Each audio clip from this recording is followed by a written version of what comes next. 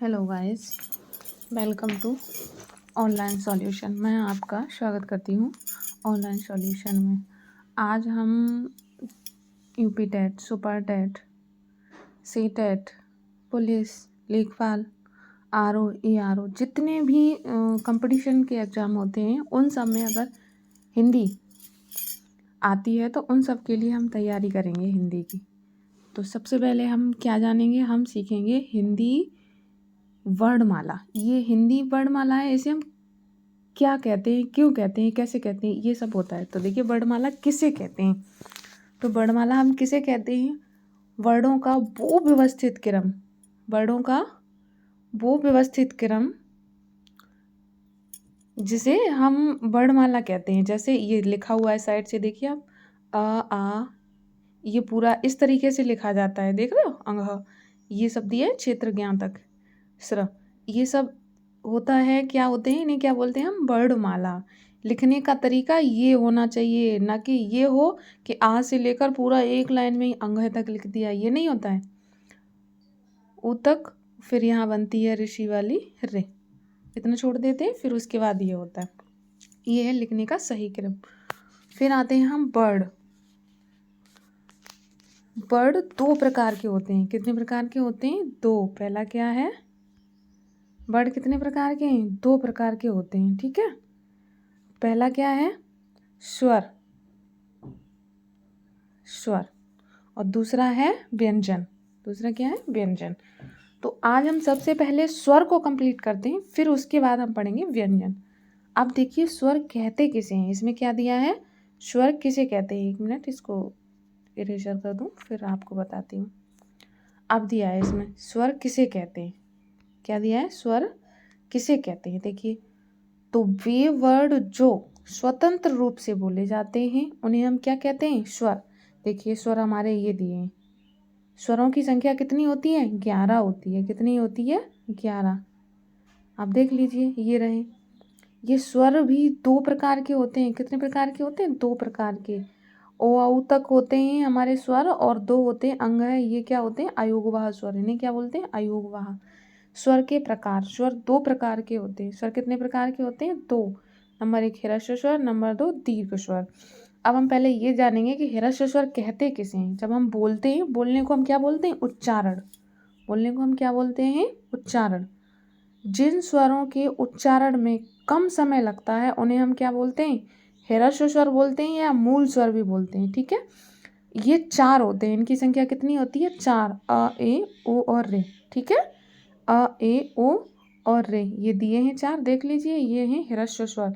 फिर हम आते हैं दीर्घ स्वर पर। किस पे आते हैं, दीर्घ स्वर। अब देखिए दीर्घ स्वर क्या होता है, जिन स्वरों को बोलने में, उच्चारण करने में, हम बोलने को क्या बोलते हैं, उच्चारण, उच्चारण करने में ह्रस्व स्वर, जो मूल स्वर बताए थे ना, ह्रस्व स्वर, इन्हें बोलने से दुगुना समय लगता है। जैसे अ को बोलने में कम समय लगता है, और आ को बोलने में ज़्यादा समय लगता है। आ को बोलने में क्या लगता है, ज़्यादा समय लगता है। आ हो गया, एक मिनट अभी बताती हूँ, ये सब साफ कर दूँ फिर बताती हूँ। दीर्घ स्वर कौन कौन से हैं, इसमें दिए नहीं है लेकिन मैं आपको बताऊँगी, ठीक है। अब देखिए यहाँ क्या दिया है, आज इसने पूछा है दीर्घ स्वर। तो दीर्घ स्वर वे स्वर जिन्हें बोलने में ह्रस्व स्वर की अपेक्षा दुगना समय लगता है, उन्हें दीर्घ स्वर को कहते हैं। तो दीर्घ स्वर कौन कौन सा हो गए, आ, ई, आ, ई, ऊ, ओ और औ, ठीक है। औ, ये क्या है, ये हमारे क्या है, दीर्घ स्वर। ये हमारे क्या है, दीर्घ स्वर। अब हमने आपको बता दिया, ठीक है। हमने क्या बताया आपको, वर्णमाला किसे कहते हैं, वर्णों का वो व्यवस्थित क्रम जिसे हम वर्णमाला कहते हैं। वर्णमाला के व्यवस्थित क्रम को क्या, वर्णों के व्यवस्थित क्रम को, सॉरी, वर्ण के व्यवस्थित क्रम को हम वर्णमाला कहते हैं। वर्ण दो प्रकार के होते हैं, स्वर तथा व्यंजन। स्वर किसे कहते हैं, वे वर्ड जो स्वतंत्र रूप से बोले जाते हैं उन्हें स्वर कहते हैं। स्वर की संख्या 11 होती है, जो हमारे ये यहाँ पे दिए गए हैं। और यहाँ एक दो ये अयोगवाह होते हैं, ये भी स्वर में ही आते हैं। फिर हमने जाना स्वर के प्रकार। स्वर के प्रकार कौन कौन से हैं? 2 प्रकार के होते हैं, मुख्य रूप से तो 2 प्रकार के ही होते हैं। वैसे एक ये भी बता देते हैं, प्लुप्त स्वर भी होता है, तो उसको नहीं माना गया है, लेकिन ये 2 स्वर मुख्य रूप से होते हैं, ह्रस्व स्वर और दीर्घ स्वर। ह्रस्व स्वर हम किसे कहते हैं?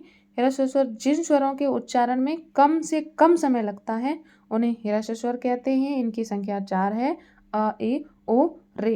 ये इन्हें मतलब ह्रस्व स्वर को हम मूल स्वर भी कहते हैं। फिर हम आते हैं दीर्घ स्वर पर। दीर्घ स्वर कौन कौन से हैं? जिन स्वरों के उच्चारण में ह्रस्व स्वर की अपेक्षा दुगुना समय लगता है उन्हें हम दीर्घ स्वर कहते हैं। दीर्घ स्वर आ, ई, उ, ओ और औ। ये हमारे क्या हैं? ओ, औ और ए, आई। ए और आई, ठीक है, ये क्या है? हमारे दीर्घ स्वर होते हैं। और अब हम आते हैं आगे वाले चैप्टर पे, ठीक है।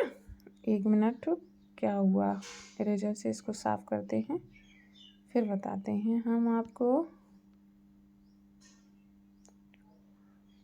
ठीक है, ये जो दीर्घ स्वर होते हैं, दीर्घ स्वर में भी क्या होता है कि इसमें दीर्घ स्वर में 4 जो स्वर हैं हमारे वो संयुक्त स्वर में आते हैं।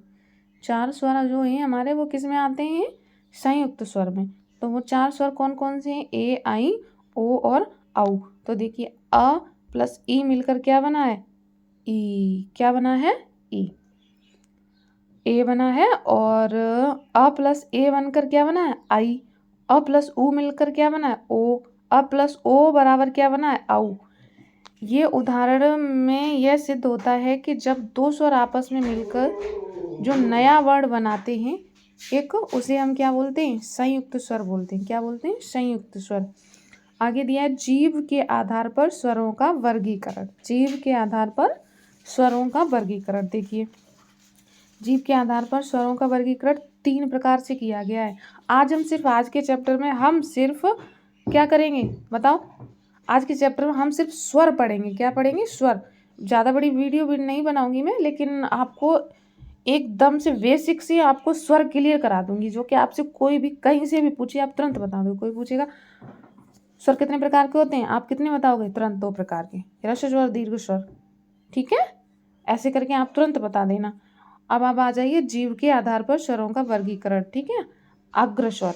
अग्र स्वर का मतलब क्या होता है? जो जीव के अगले भाग से बोले जाते हैं। जीव के अगले भाग से, जैसे ए, ई, ए, आई। इसे बोल के देखना आप, जीव के अगले भाग से बोले जाते हैं, इन्हें हम क्या बोलते हैं? अग्र स्वर। अग्र स्वर में ए, ई, ए, आई। फिर आता है मध्य स्वर। मध्य स्वर मतलब जीव का जो बीच का हिस्सा होता है वो उठता है बोलने में, उसको हम क्या बोलते हैं? मध्य स्वर। ठीक है, फिर आ जाइए नंबर 3 पे पश्च स्वर। पश्च स्वर में क्या दिया? आ। पश्च स्वर मतलब जीव का वो पिछला सा हिस्सा जिसे बोलने में थोड़ा गले से आवाज आती है और मुंह को खोलना पड़ता है। ठीक है, जो पीछे भाग से आती है, जैसे आ, उ, ओ, औ। इस पे एक मात्रा और लगेगी, सॉरी, यहाँ लिखे दे रही हूँ मैं, आओ। ठीक है, ये आओ।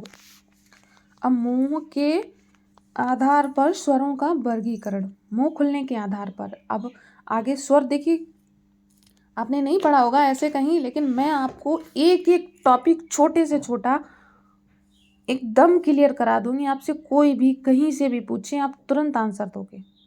ठीक है, एक बार आप ऐसे वीडियो देख लेना, फिर एक बार और मैं आपको बता दूंगी, आप उस तरीके से देख लेना। ठीक, अब देखिए मुंह खुलने के आधार पर स्वरों का वर्गीकरण।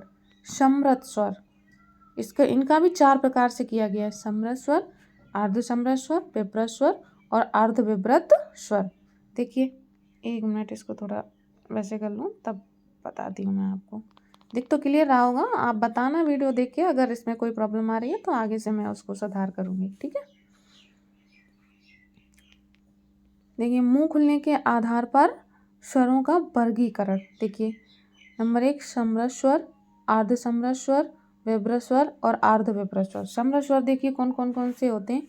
ओ, उ, ए, ई। और अर्ध समृत स्वर कौन कौन से होते हैं? ओ, और ए विब्रत स्वर। विब्रत स्वर कौन कौन से होते हैं? विब्रत स्वर में सिर्फ आ आता है हमारा। कौन सा आता है? आ। ये होता है आ।